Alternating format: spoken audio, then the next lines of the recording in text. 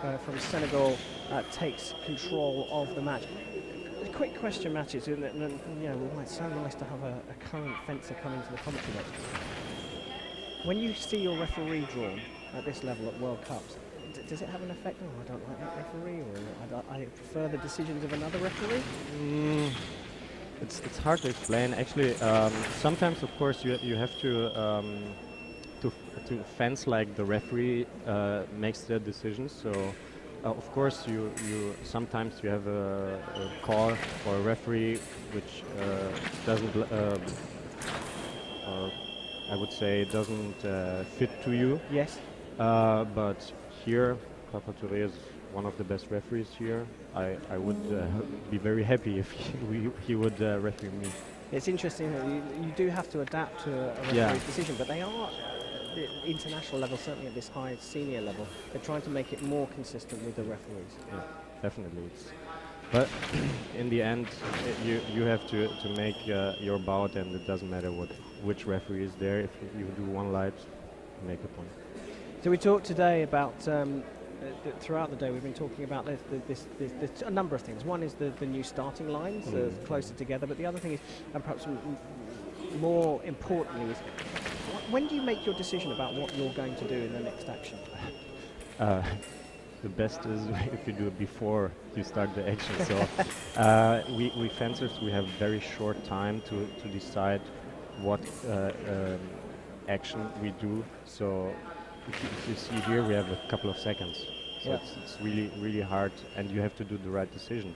And in the end, you have to do decisions on top of other decisions. So you have to think like in chess, and 2 or 3 actions behind. So it's really hard.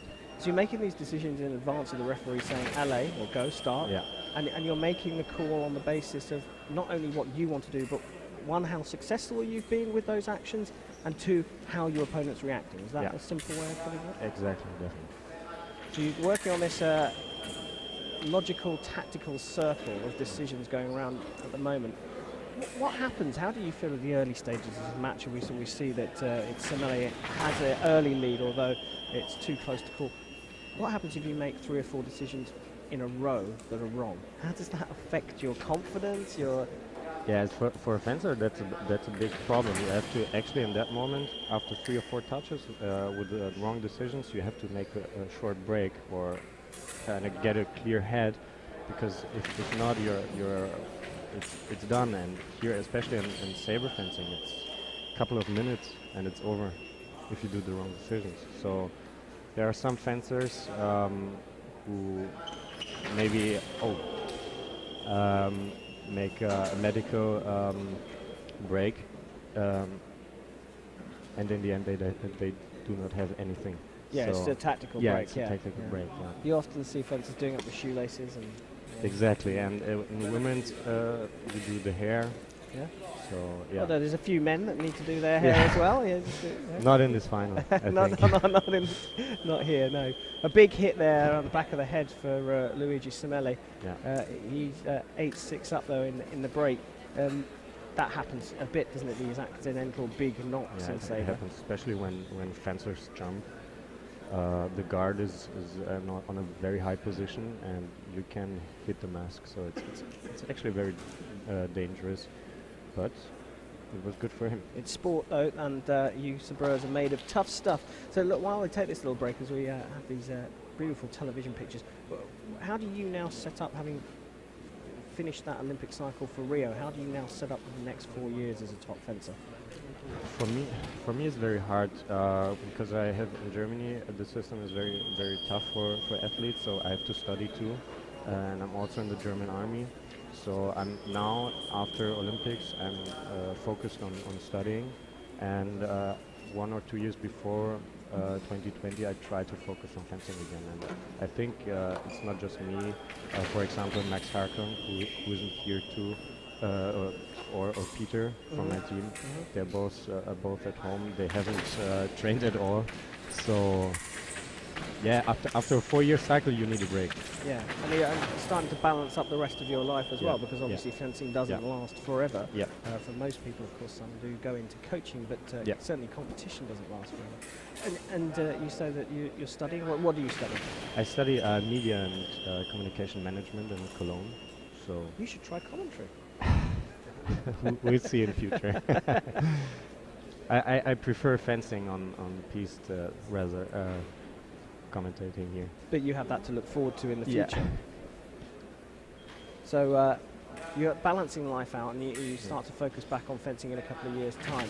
But hey, it's easy for you. You get selected for the German team. Your dad's the coach, isn't he? Actually not. It's really hard to be the son of the head coach or a coach, because you're actually my whole life, even after training or in my free time, we are talking about fencing. So yeah, it should be easier for me to qualify, but my dad,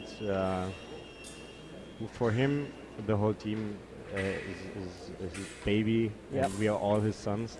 So he makes no difference.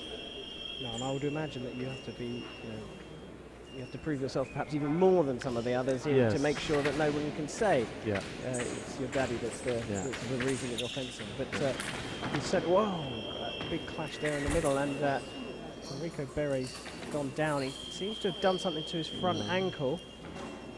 Doesn't look too good. They're taking turns in the wars, these two Italians. Certainly not holding back. Actually before the match I thought it would be a more calm match, but it looks really tough. And, you can see that Berre is in a lot of pain there. Yeah.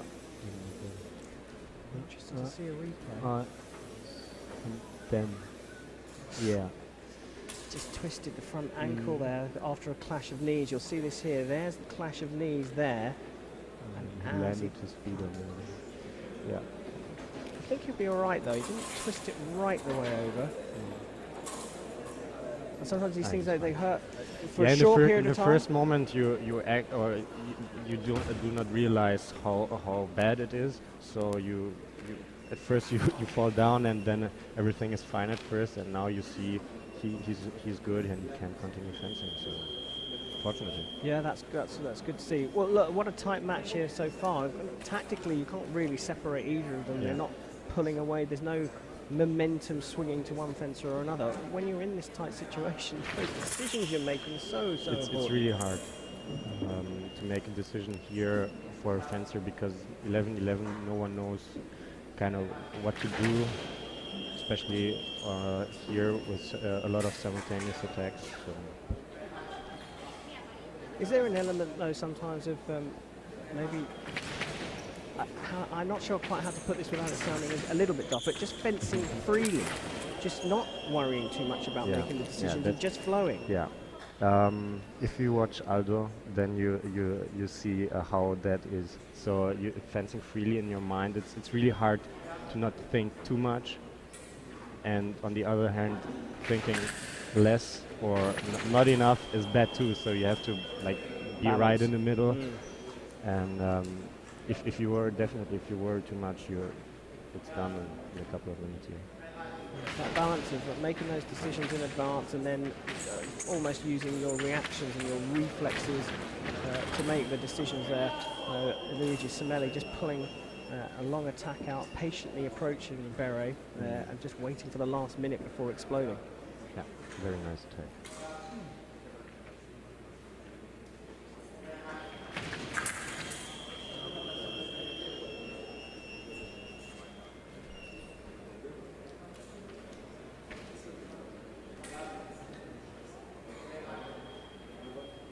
Well, card's going to come out here. Yeah. It's an early start. Very nervous. It's such an advantage, though, isn't it? Starting early. Yes, it's definitely. Especially if both do an attack, it looks very obvious for the referee. So it's important that the referee calls start before. Yeah, so Yeah. you kind of get a friendly warning in fencing for a minor infringement starting early. You get a yellow card. If you do any other minor infringement again, so if you start early again, you get it's a red card, and that's a point to your opponent.